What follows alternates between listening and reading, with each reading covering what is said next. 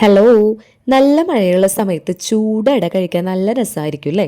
അതും പാതിരാത്രിയിലാണെങ്കിലോ? ഈ രംഗങ്ങളെല്ലാം അരങ്ങേറുന്നത് പാതിരാത്രിയിലാണ്. ചേച്ചിയും മോളും വന്നിട്ടുണ്ട്. ഞങ്ങളെല്ലാവരും കൂടി ഒത്തുപിടിച്ചാണ് അട ഉണ്ടാക്കാൻ പോണേ. ഒത്തുപിടിച്ചെന്ന് പറഞ്ഞാലും സാരഥി എൻ്റെ അമ്മ തന്നെ. അമ്മ ഉണ്ടാക്കുന്ന അട ഞങ്ങൾക്ക് എല്ലാവർക്കും ഭയങ്കര ഇഷ്ടമാണ്. ഇവിടെ കറണ്ട് ഇല്ലെങ്കിൽ കൂടി അട ഉണ്ടാക്കാൻ നല്ല ഉത്സാഹമായിരുന്നു ഞങ്ങൾക്ക്. ഉള്ള വെളിച്ചത്തിൽ ആ വീഡിയോ എടുക്കുന്നത് കേട്ടോ.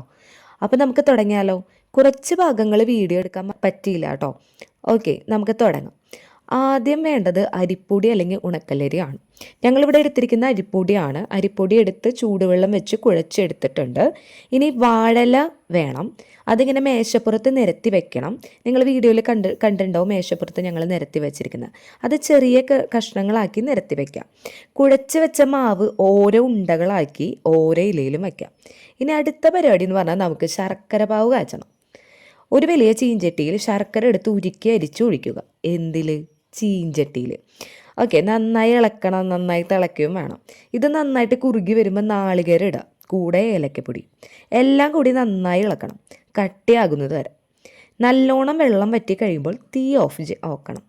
ഈ ശർക്കരപ്പാവ് എന്തു സാധാണെന്നറിയോ? ഞങ്ങളെല്ലാവരും കൂടി ഒരു പിടി അങ്ങ് പിടിച്ചു. ശർക്കരപ്പാവ് ഇടാൻ ചേച്ചിയും മോളും മത്സരിക്കലായിരുന്നു.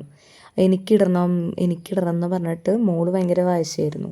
മോള് ഭയങ്കര, ഞങ്ങളൊക്കെ ഏറ്റവും എനർജി മോളായിരുന്നു. എല്ലാ കാര്യം ചെയ്യാനും, ഇല നിരത്തി വെക്കാനും, മാവ് പരത്താനും, അതേപോലെ ഈ ശർക്കര പാവ് കഴിക്കാനായാലും അതുപോലെ തന്നെ ഇലയിൽ നിരത്തിയിടാനായാലും ഒക്കെ ആള് മുൻപന്തിയിലായിരുന്നു. ഇനി നമുക്ക് വാഴയിലയുടെ അടുത്തേക്ക് പോകാം. ഉണ്ടകളാക്കിയ മാവ് കൈകൊണ്ട് നന്നായി പരത്തി വയ്ക്കാം. ഞങ്ങൾ പരത്തിയ മാവ് ഓരോരോ ഷേപ്പിലാണ് കേട്ടോ ആയത്. അതിൻ്റെ ഒരു സൈഡിലേക്ക് നമ്മൾ ഉണ്ടാക്കിയ ശർക്കര പാവ് പരത്തി വെക്കാം. അതിന് ശേഷം ഇലകൾ മടക്കാം. ഞങ്ങളിവിടെ അട വേവിക്കാൻ ഇഡ്ഡലി കുക്കറാണ് ഉപയോഗിച്ചത്. ഇഡ്ഡലി പാത്രത്തിൽ ഇലകൾ നിരത്തി വെച്ച് വേവിക്കാം. 20 മിനിറ്റ് വേവിക്കാം. സ്വാദിഷ്ടമായ അട റെഡി. അടയുടെ ലാസ്റ്റ് രൂപം എടുക്കാൻ മറന്നുട്ടാ. പക്ഷെ ഞങ്ങളുടെ ബോട്ടി ചലഞ്ച് വീഡിയോ നിങ്ങൾ കണ്ടിട്ടുണ്ടാവും എന്ന് വിചാരിക്കുന്നു. അതിൽ ഞങ്ങളുടെ ഈ അടയെ കാണാം. കാണാത്തവരാണെങ്കിൽ എത്രയും പെട്ടെന്ന് പോയി കാണാം. അടുത്ത വീഡിയോ കാണും വരെ